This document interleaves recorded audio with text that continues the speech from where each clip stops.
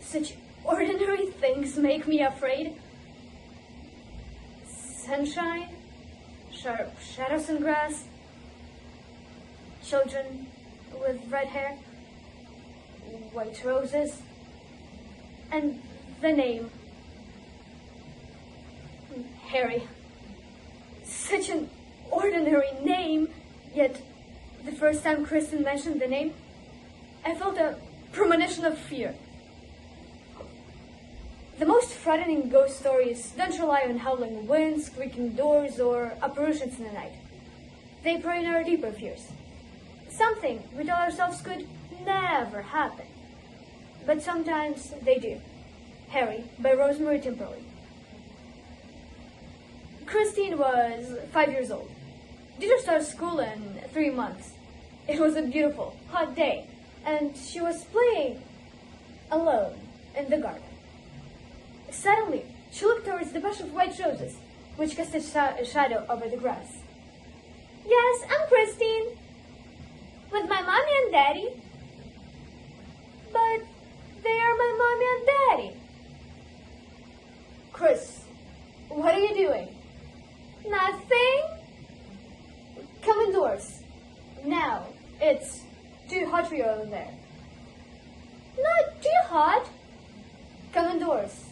Chris." "I must go in now. Goodbye." "Chris, who were you talking to?" "Harry." "Who's Harry?" "Harry." I couldn't get anything else out of her. The next morning, the sun again shone brilliantly on a small, bright lawn and white roses. Christine was sitting on the grass. "Hello! I hoped you'd come. Because I like you. How old are you?" "I'm only 5 and a piece." "I'm not a baby. I'm going to school soon. Do you go to school?" Christine's Harry fantasy went on, day in, day out. I heard nothing but Harry this, Harry that. At last, I could bear it no longer. It was becoming a nightmare. For the first time since Jim and I had adopted Chris, I wondered seriously, who is she? Where did she come from? Who were her real parents? Another week passed. It was Harry, Harry, Harry all the time. The day before she was to start school, Chris said, "I'm not going to school. Won't go to school without Harry. I want to be with Harry." "Stop it!" I screamed. "Chris, stop this nonsense!" She looked at me with an icy stare that made me tremble. "You don't love me. Harry loves me.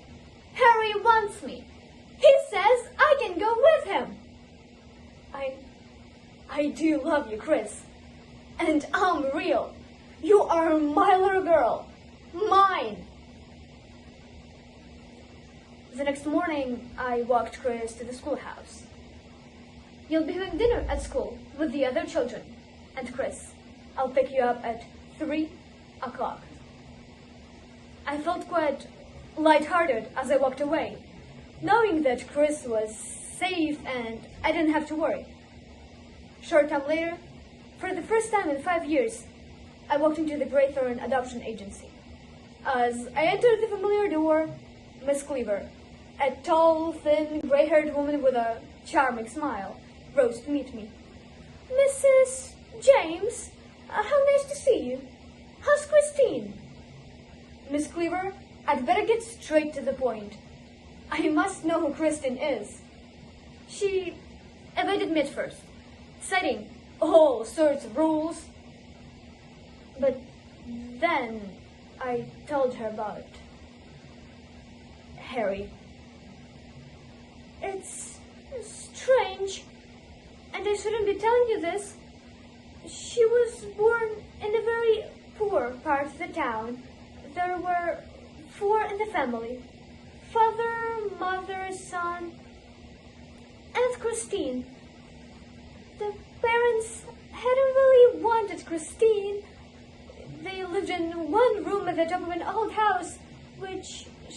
condemned. The father was sick for several weeks and lost his job. He was laid up in that messy room with a nagging wife and a crying baby, ill and worrying. It was too much for him. Early one morning, a woman on the ground floor room saw something fall past her window and heard a thud on the ground. The son was on the ground, Christine in his arms. The boy was dead, his neck broken. Christine was blue in the face but still breathing. When the police broke down the door, they found husband and wife dead in bed. They concluded that he'd sealed up the door and the windows and turned on the gas. But the son must have wakened. All he could do was fling himself out the window with his sister in his arms. What was the boy's name? The family's name was Jones. I believe the brother was called, Harold? May I have the address where they lived? When I arrived at number 13 Canberra Road, the house seemed deserted. There was a tiny garden and a bunch of white roses. I stood by the bush and stared at the top window. What are you doing here? Oh, you startled me. I thought the house was empty. Should be. Been condemned. But they can't get me out. Nowhere else to go. Though the place is haunted. But him. That's where he fell. Among the roses. He still comes back. I see him. He won't go until he gets her. Who are you talking about? Harry Jones. Nice boy he was. Red hair. Very thin. Determined though. Always get his own way. Loved Christine. Too much, I thought. Used to sit down here with her for hours. By the roses. Then died here. Or do people die? Then I heard something that chilled my blood. A clock struck 3. At 3 o'clock, I was supposed to pick up Christine. Where was I now?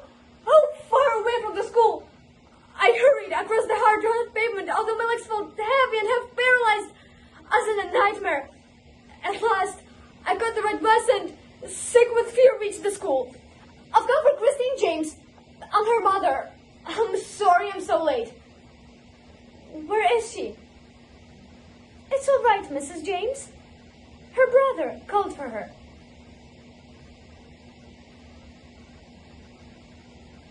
I ran all the way home through the burning streets. Chris! Christine! Where are you? Chris! Harry! Don't take her away! Demented, I rushed out to the garden. The sun struck me like a hot blade. The roses glittered whitely. Then the roses danced before my eyes and turned red. I fell through redness to blackness to nothingness to almost death. For weeks, I was in bed with sunstroke, which turned to brain fever. During the time, Jim and the police searched for Christine. In vain. Years have passed, but I walk in fear. Such ordinary things make me afraid. Sunshine, sharp shadows on grass, children with red hair, white roses, and the name